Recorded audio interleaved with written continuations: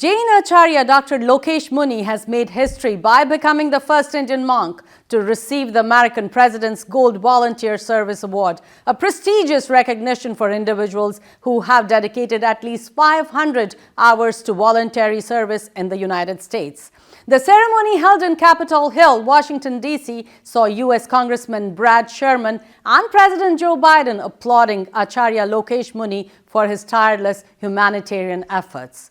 I had a chance to talk to him at ITV Gold Studio. The whole interview will be aired soon, but right now, let's watch some excerpts. संत होने के नाते पिछले 40 सालों से मैं मानवतावादी कार्यों में निरंतर गतिशील रहा हूं और आगे भी हमारा जीवन का ध्येय है कि हम मानवता के लिए कार्य करें। लेकिन फिर भी मैं ये कहना चाहूँगा कि अमेरिकन प्रेसिडेंशियल अवार्ड से जिम्मेदारी और अधिक बढ़ गई है। बिल्कुल। तो मैं तो धन्यवाद भी करना चाहूँगा कि उन्होंने हमारे कार्यों का मूल्यांकन किया, अमेरिकी राष्ट्रपति जो बाइडेन ने, और उन्होंने स्वयं ने लिखित संदेश के द्वारा कार्यों की सराहना की। निश्चित रूप से इससे मेरे संगठन से जो जुड़े हुए लोग हैं, लाखों करोड़ों समर्थक प्रशंसक हैं, उनमें एक नया उत्साह उमंग पैदा होती है और अधिक कार्य करने के लिए प्रेरणा भी मिलती है। जहाँ तक है इस कार्य के लिए, मैं समझता हूँ कोविड काल के बाद में यहाँ स्कूली बच्चों में जिस तरह से डिप्रेशन और मानसिक समस्याएं से जूझ रहे थे, उसको निजात दिलाने में हमारी भारत की महान विरासत ध्यान और योग के द्वारा, मेडिटेशन और योगा के द्वारा, और पिछले वर्ष मैंने यूनाइटेड नेशंस से भारत के माननीय प्रधानमंत्री नरेंद्र मोदी जी के साथ यह यात्रा शुरू की थी।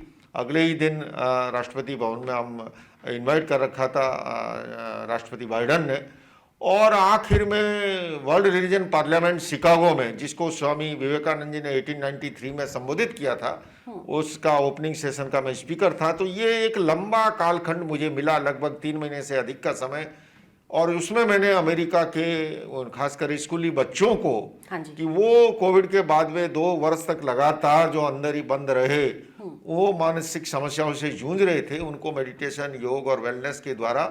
और दूसरे में हमारा एक कार्यक्रम है पीस एजुकेशन। इवन कि मैंने गन वायलेंस के बारे में भी अमेरिकी राष्ट्रपति से निवेदन किया था कि गन तो एक इंस्ट्रूमेंट है, असली प्रॉब्लम है वो है मानव मस्तिष्क की। तो प्राइमरी एजुकेशन से पीस एजुकेशन जैसे कार्यक्रमों को इंट्रोड्यूस किया जाए, वैल्यू बेस्ड कार्यक्रम को इंट्रोड्यूस किया जाए, तो उससे जो है बच्चों में बदलाव आएगा और गन वायलेंस की समस्या का भी जड़ से समाधान होगा। क्योंकि इंस्ट्रूमेंट पे अगर हम बैन भी लगाएंगे एक पे, तो वो दूसरे उठा लेगा, दूसरी पे लगाएंगे तीसरी उठा लेगा। मूल गन की नहीं, प्रॉब्लम मस्तिष्क की है। तो मुझे विरासत के अंदर, लेकिन मैं इस पुरस्कार को भारत माता को और भगवान महावीर को समर्पित करता हूँ, इसलिए कि मुझे उस माटी से वसुधैव कुटुंबकम का संदेश मिला, सर्वे भवन्तु सुखिनः सर्वे सन्तु निरामय का संदेश उस माटी से मिला। और भगवान महावीर ने जो अहिंसा का, शांति का, सद्भावना का, उनका जो अनेकांत दर्शन है, वो अपने आप में ये धार्मिक असहिष्णुता का जो माहौल है, उसको निजात दिलाने में सहयोग करता है। मैं समझता हूँ अनेक वैश्विक समस्याओं का समाधान महावीर के दर्शन में मौजूद है। और यही कारण है कि मैंने पिछले सोमवार को कैलिफोर्निया की स्टेट असेंबली में महावीर जयंती का कार्यक्रम आयोजित किया। अगले सोमवार को लंदन पार्लियामेंट में हाउस ऑफ कॉमन्स में कार्यक्रम होने जा रहा है।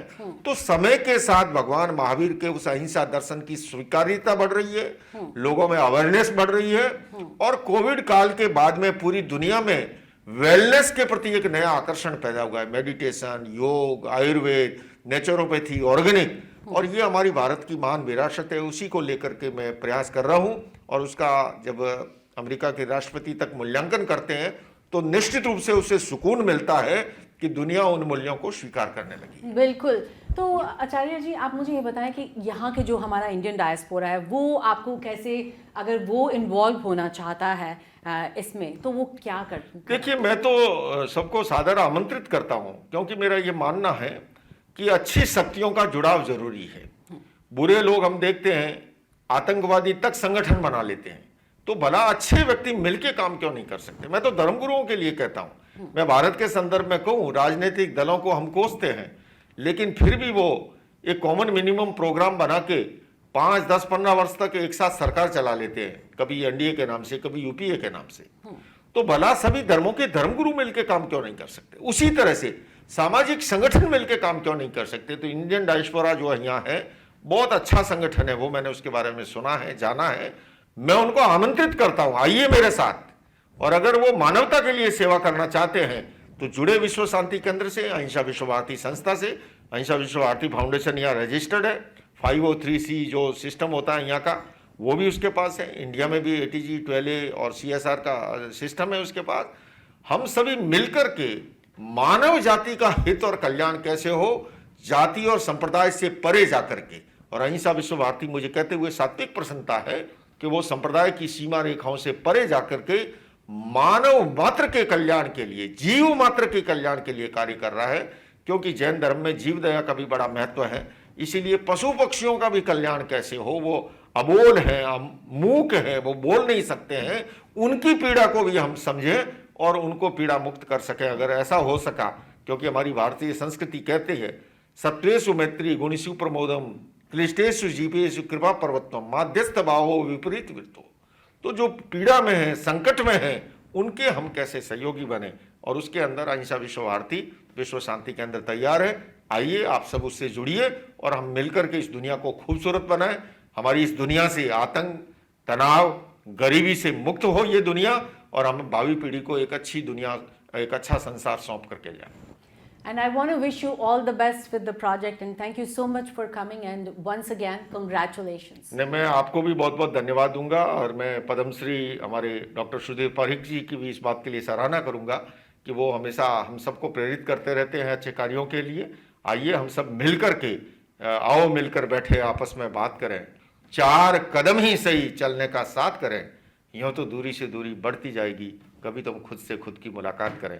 तो मैं ITV गोल्ड के दर्शकों को भी बहुत बहुत धन्यवाद, शुभकामनाएं देता हूं। और ये नवरात्रि का समय है, भारतीय संस्कृति में नया वर्ष कहलाता है, शुभारंभ होता है। मैं आप सबके जीवन के अंदर सुख, शांति और समृद्धि आए, उसके लिए भी कामना करता हूं। ओम